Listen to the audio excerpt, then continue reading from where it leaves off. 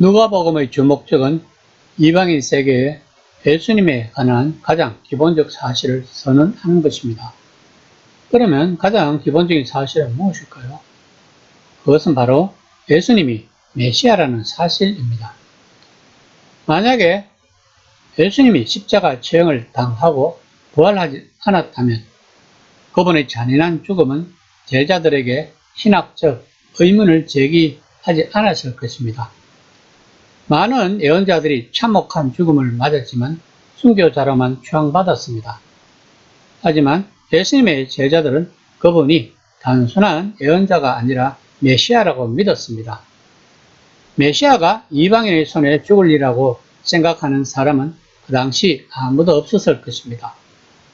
그 당시 메시아 사상은 이스라엘을 지도하는 왕으로서 이스라엘을 압제하는 제국으로부터 해방을 시키려고 싸워서 승리하는 분으로 인식하고 있었기 때문입니다.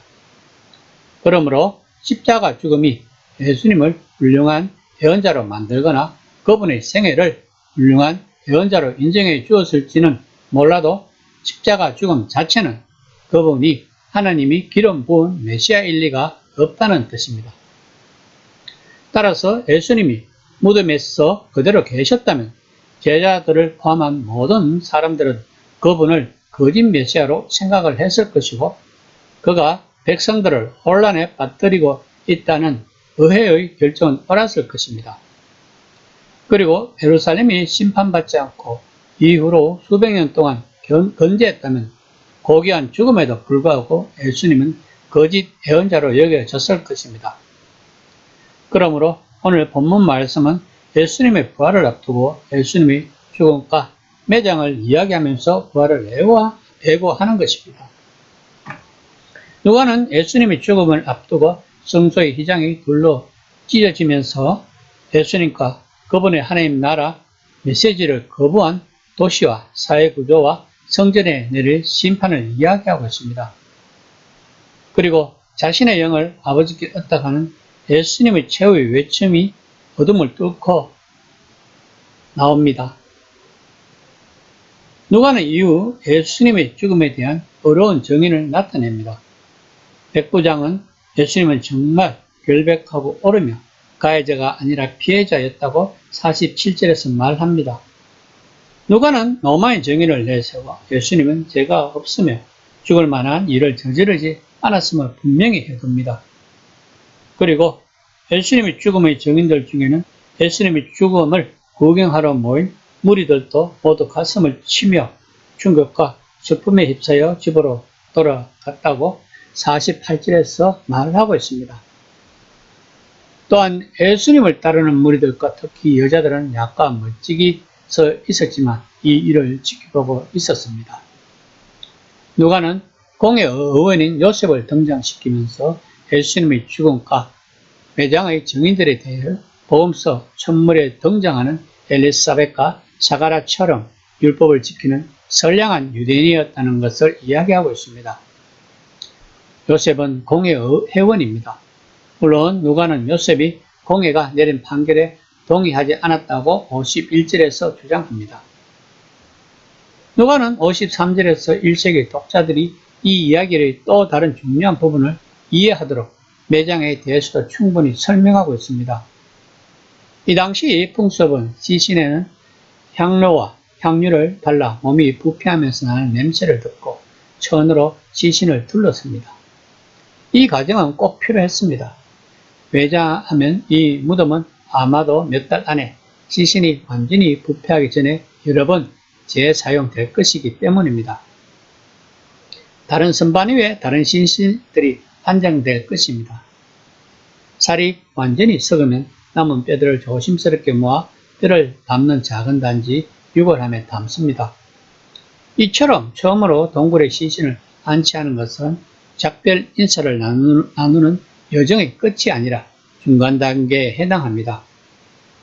따라서 이전에 한 번도 사용된 적이 없는 새 무덤이었다는 말은 매우 중요합니다. 무덤에 다른 시신이 없다는 것입니다. 만약 어두컴컴한 무덤 내부 여러 선반에 부패 단계가 각기 다른 시신 여러 구가 있었다면 실수했을 가능성도 있겠지만 누가는 그럴 가능성은 전혀 없다는 것을 강조하고 있는 것입니다.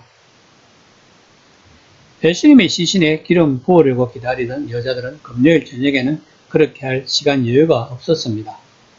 해진녘부터 안식일이 시작되었고 그들은 당연히 안식일을 지킬 예정이었기 때문입니다.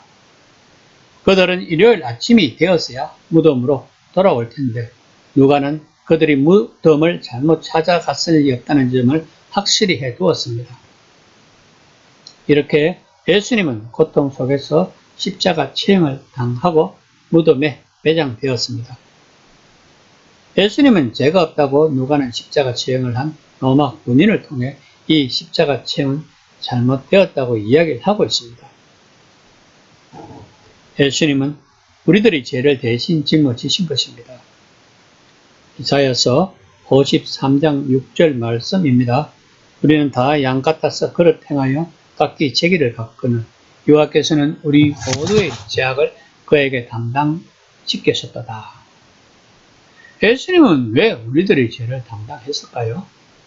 바로 하나님과의 관계를 회복하기 위해서입니다. 하나님과 관계가 회복되려면 우리의 죄가 없는 깨끗한 상태가 되어야 합니다. 우리들의 죄값을 대신하기 위하여 화목 제물이 되신 것입니다.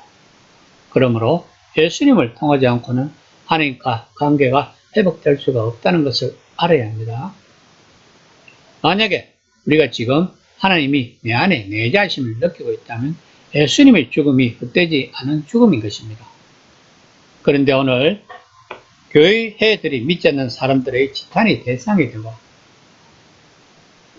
교회 안에는 교인들 간에 서로 싸우는 것들은 예수님의 죽음을 헛되이 하는 것입니다. 우리들이 하나님과의 관계가 회복되고 하나님 나라의 백성으로서 사명을 다한다면 이 세상은 정말로 살만한 세상이 될 것입니다. 이런 것을 천국이라고 하는 것입니다. 하나님 나라는 죽어서만 가는 곳이 아니라 현재 이 땅에서 이루어져야 하는 곳이라는 것을 알아야 합니다. 이 시간에 묵상해 봅시다. 나는 지금 천국에 살고 있는지, 그래서 예수님의 죽음이 헛되지 않았는지를